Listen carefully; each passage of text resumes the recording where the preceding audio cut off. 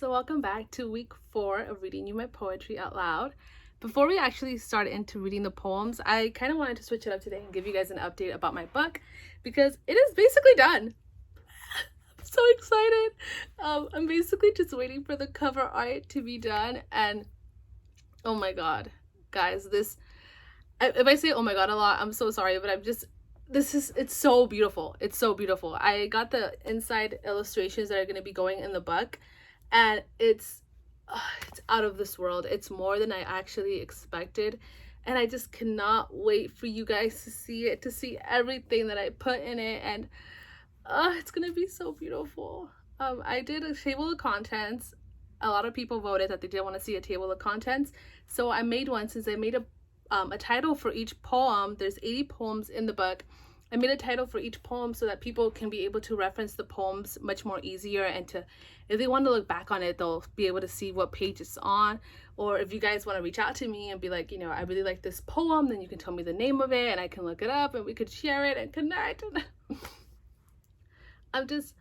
I'm so happy. This week has been crazy. It's been crazy. I really do want to be able to make a separate video talking about my process in doing this book and everything that I went through. I just want to be able to be very honest and vulnerable with you guys and come from an open space and say why it is that I did this book. Because honestly, I felt like when I was writing all of these poems, it was in the span of 2 years. I didn't write with the purpose of making a book. I just wrote what I was feeling and I let it out. And a lot of these poems are very personal, very vulnerable poems that I've never shared with anyone. And they're so honest, and they're a reflection of things that I felt that I wouldn't want to share with anyone and just keep to myself. But I'm putting it out there because it's a part of me. And I want it to be out there with you guys as well. I want to be able to reach out to others. I never thought in my life that I would be publishing my own stuff, that I would be published in general or self-published or whatever, but it's happening. And it's a whirlwind. I'm very happy, and I feel like I'm on a high basically. But I will make a video explaining just everything that happened within the last 2 years basically, and the book, and stuff that I went through, lessons that I learned, lessons that I didn't learn, mistakes that I made, mistakes that I didn't make. I don't know. I'll just be like really truthfully honest with you guys and basically give you an inside look of behind the book, behind the scenes, in a sense, how they say like in Hollywood, behind the scenes look. So it'll be a behind the scenes look of me personally and the book. So I'm just so happy to share that with you guys. And for you guys that tune in and actually watch my videos, it means so much to me because I feel like we all, as they say, everyone wants to be seen, everyone wants to be heard. I mean, I don't have a huge following. Not a lot of people follow this page. I don't have a huge follower base or whatever, subscriber base. I'm just speaking for myself and I'm saying what I feel. And if anything that I say resonates with you, that means everything, because I feel like we all want to be understood. We all want to be heard. We all want to be seen. And we want to be able to find people who are a reflection of us that we can relate to. So that's what I hope that I'm doing here with you guys, just reading these little poems that I wrote that mean a lot to me. Because I used to not share my poems. I only shared them ever with one person, and now that I'm actually sharing it with everyone, it feels so amazing. Like I feel like my heart is out there and people are actually holding it and embracing it, and I don't feel so alone anymore. But let's get into the poems before I get super emotional now, because I feel like I am. So let's start with the first poem. The way, these are poems that were about to make it in my upcoming poetry book but didn't make it for one reason or another. So I'm going to read each poem and then I'm going to say why I didn't choose it, my writing process, my thought process, why I wrote it, what it means to me, what it means in general. And I mean, it's always open to interpretation as well, how you take poems. What it means to me could be different to you. So let me just start reading. An ode to masturbation. I can't remember when it began, only that it was winter, and I clung to my heavy blue blanket like my life depended on it. Maybe it was sheer curiosity, or most likely the boredom that drags on when the days are cut short. The mahogany brown curtains were drawn shut, and the door was locked. The house was silent. Only the excitement that vibrated within me filled my small, lackluster room. I became an explorer, a voyager, a pirate with no map, only driven by wishful luck and the hope of new land. I was lost, but like anyone who sets a goal, I was determined. I became a mechanic on the first day on the job, tinkering and twinkling with all the tools on the engine until I finally found the right one to get it warm. The life, energy was there. And with more pushes and pushes, it reached its full force. I became an overflowed cup of water, yet sticky, soft, smelling honeysuckle sweet. Heat and ecstasy vibrated through my body. Chemical euphoria rushed all at once, then in a few beats floated. It was a drug, and I was a first-time user who took a hit too strong. Sweaty hands reached out for anything close by to hold on and ride the waves that crashed heavily deep within. A choked-out gasp that echoed so loud, stifling my joy and fear of my soft purrs pouring through the other side of the walls. I had reached a treasure unlike any other, one that no one else but me could find. So I think we all know what that poem is about, let's be honest, so I don't have to say what it is about. I chose this one to go into the book, I think, because it was a long piece, and a lot of my poems in the book are long pieces. And honestly, I'm not ashamed of this poem. It's pretty good. I mean, we've all been there. So if anyone thinks this is weird of me writing about it, the only difference is that we all do it, but I wrote about the experience. So I didn't choose that one just because I was like, this does not go with the theme of my book. Let's be honest. And this is a very scandalous piece, let's be honest as well. It's very sexy.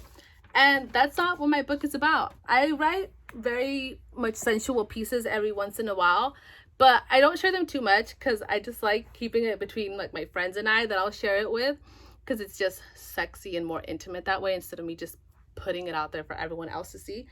And this is one of them that I wrote, and I was just like, I don't feel like this is the right place to share it.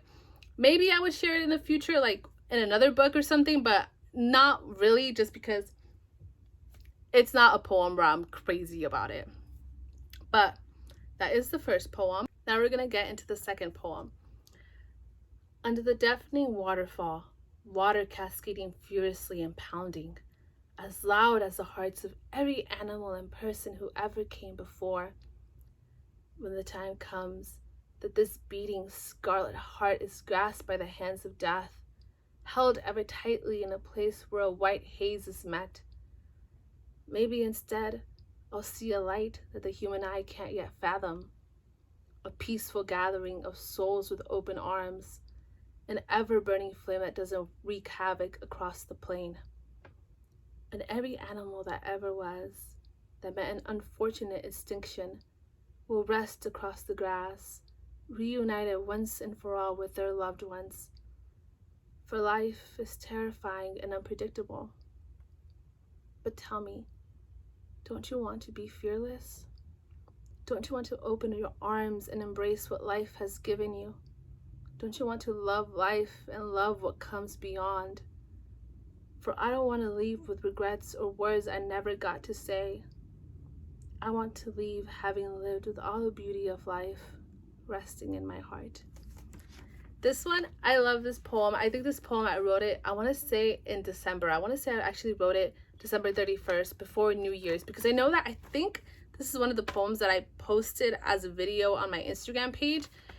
If it wasn't this one, then it was one that I wrote after I wrote this one that kind of has the same element to it. But I wrote this poem because I was thinking about the afterlife and where it is that we go. What is there? I feel like it's such a wonder. Obviously everyone talks about it, like, you know, it's heaven, there's anything that you want to be there. But I wrote this one after I went to this park in Pasadena. I don't know the name of it, but it was like a recreational national park, and I was walking in the mountains, and I remember that I saw this waterfall, and it was just so, so beautiful. And I actually went inside the water and like went under the waterfall, because why not? Honestly, I probably shouldn't have done that, so let's pretend I didn't say that. Anyways, so after I went there, I got so inspired with so many pieces, because I'm like, we are literally out in nature. Where are the animals? All these animals that have been here before we were even here, and they're not here anymore. They're either not living in here, or they're extinct, or they're taken to zoos and locked up. And where do they go? Where do they go after their time has ended? Where do we go?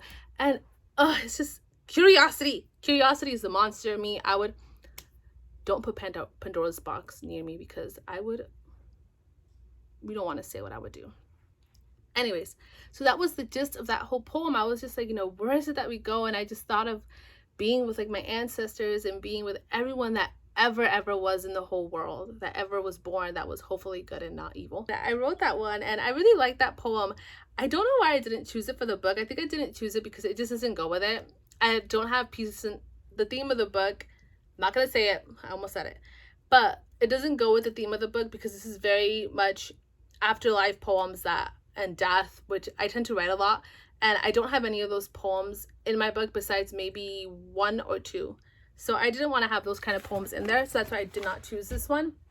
And I also just didn't choose it because I felt like it just didn't really have a place in it. I love this poem. It's one that I feel very connected to in a spiritual level, in a personal level, in a lineage type of way level, but it's not one for the book. So that's why I didn't choose that one. It's a good one, has a lot of feeling, but it ain't it. So let's get into poem number 3, the last one. I walked to the park, if only to find peace and solitude. I walked and I walked the cemented road, but wasn't really all there, but still there. My body strung between dimensions just out of reach, and my mind drugged by the sun's rays. My feet have led me many places, my soul following along, yet tethered just above my actual body. I don't know if I'm living all too human, but I'm sure this soul of mine is all too familiar with everything that remains unknown. So I wrote this poem during this pandemic. I want to say I wrote it 2 months ago, and I wrote it as I was going to the park walking, and I was just zoning out, which tends to happen to me a lot as I'm walking by myself. And this is where this one came from. I wanted to put this one in the book, but then as I was looking at it and reading it more, it's just a poem that's kind of like all over the place, where I'm like, I was there, but then I wasn't there. Like, it sounded like a bad thriller movie trailer, in a sense, is the best way that I could describe it. So I was like, I'm not gonna choose this one just because I'm not making any sense. And I feel like a lot of my poems, honestly, when I do write them, they don't make sense to me until I get to the end of it, until I figure out why it was that I was writing it, or until I get to about the middle of the poem. I understand why it is that I'm writing it. But before I start writing, I honestly don't know where my imagination is going to lead me. I don't know where my craft is going to take me. I don't know what it is that I'm going to feel a second from now. Because even when you try to plan out a poem and how you think how it's going to go in your head, your mood, can change in a second, or a new thought comes, a new idea, or something, just it goes anywhere else, and you have to be free to just let yourself go with wherever your imagination leads you. Because if you try to force something different that you are not feeling, it's not going to sound authentic. It's going to come out forced, and it's not going to sound like you. And that's not what you want in your poetry. You want it to come from everything within you. And even if you look back and you see that, okay, that doesn't make sense, that needs to be reworked, what was I doing there?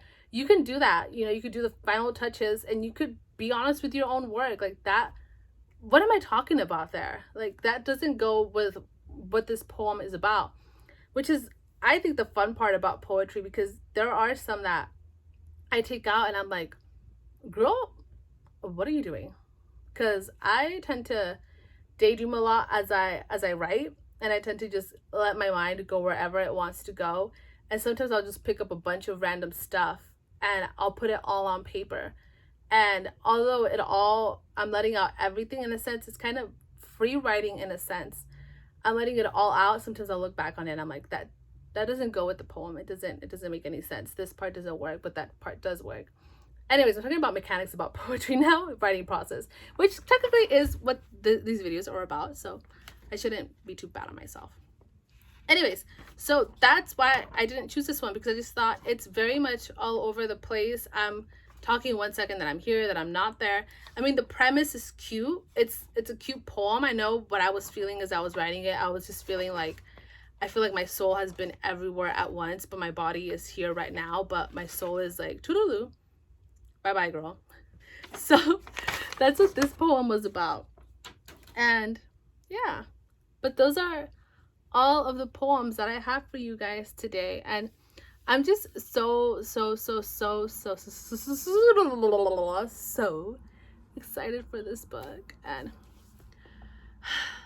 like, you guys don't know how much this means to me. I poured my heart out on every page, and I hope that you guys are gonna want to read it, and that it'll resonate with you guys, and that you'll connect to it. And it's terrifying. It's terrifying for me to release this, because my whole life, I mean, I've always been an artist. I've always expressed myself. But even with just being an actor, you're always wearing somebody else's face. You're saying somebody else's words. You're feeling somebody else's feelings, but you're connecting through it in your own way. But it's through a mask. And poetry is not a mask. You're showing your true self. You're not even showing what you feel, but I feel like you're showing your soul. And that's a scary thing. Not everyone accepts your soul. Not everyone's gonna resonate with your work, and that's okay. That's okay. As much as you may want to reach out to some people, sometimes you can't. But maybe some people will see who you are, and they'll like you for it, and they'll feel connected to you, and they'll feel seen, and they'll feel heard. And I think that's what we all want. So I hope that, I'm sorry this took like a weird, sad turn, but it's what I feel, and it's what I wanted to say, and everything that I've been wanting to say for a long time is all in that book. Everything.